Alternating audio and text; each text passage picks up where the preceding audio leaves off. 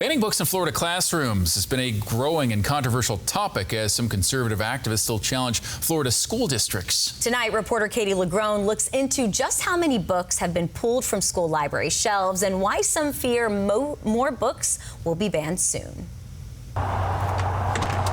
On a recent Tuesday night, it's not a healthy book to have on the library shelf in Polk County. When we start taking away our children and our First Amendment rights. More than a dozen people gathered in a meeting room to discuss. Kids are already interested in those things. Books. Any wealth of knowledge, I believe, which is appropriate to be viewed, should be made accessible to all students. But a book club, this is not. I just don't see that it's an appropriate library book. Instead, these are members of the school district's recently formed book review committees, a voluntary group of educators, parents, community members, and students reading, reviewing, and offering their opinions over whether books that were available to students in some school libraries violate state law for being too sexually explicit or obscene for minors. I represent County Citizens Defending Freedom. Kathy Bucklew is among the district's voluntary book reviewers. Do you have a child in the school district? Not now. To date, these committees are reviewing 16 books in question, challenged by Bucklew's group, whose mission is to equip and empower American citizens to stand for and preserve freedom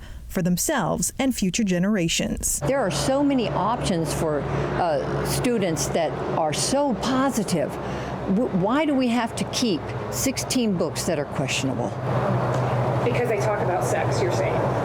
Well, not just because they talk about sex, it's how they talk about sex. So far, 6 books have been reviewed by the committees, with the vast majority of members voting not to ban them or even change which grade level have access to them. This is the kind of stuff that matters to me personally. 16-year-old Santiago Duarte reviewed this book, It's Perfectly Normal.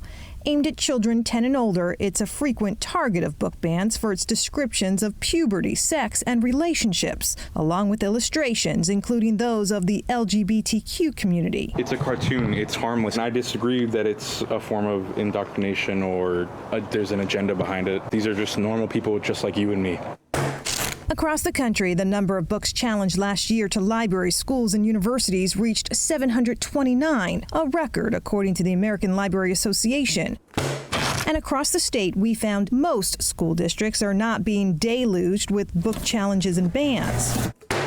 We polled Florida's 67 school districts starting in February. Of 45 school districts that responded to our requests, 7 districts reported book challenges, with most challenged over just a few books. Polk County's 16 book challenges are one of the highest. But Indian River County Schools has had by far the most of districts that reported to us. 156 books challenged by conservative moms group Moms for Liberty. One of its founders is a resident. But like most districts facing book challenges, Indian River School Board barely budged, deciding to only remove 5 of the 156 books challenged. Moms for Liberty is now appealing. Doesn't that give you, I guess, comfort for the future? No. Jen Cousins and Stefana Farrell founded Florida Freedom to Read Project after Orange County schools received a few book challenges. To date, just one, genderqueer, has been removed from school libraries. The problem is we just pass laws that don't speak for the majority of parents and definitely don't speak for the majority of students. Those laws include new training for school librarians, an opening for parent lawsuits, and a public review period for all instructional material, including library books, before a district includes them. That ongoing pressure to either not put a book on the shelf in the first place, to not bring up a topic in the classroom, or to just pull something that gets challenged to the point where it says this violates law.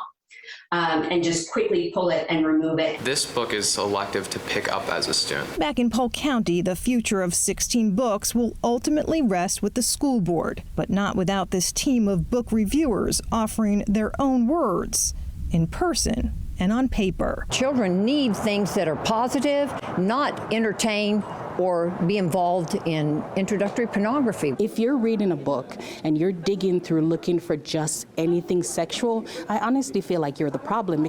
Katie LeGrone, Fox 4.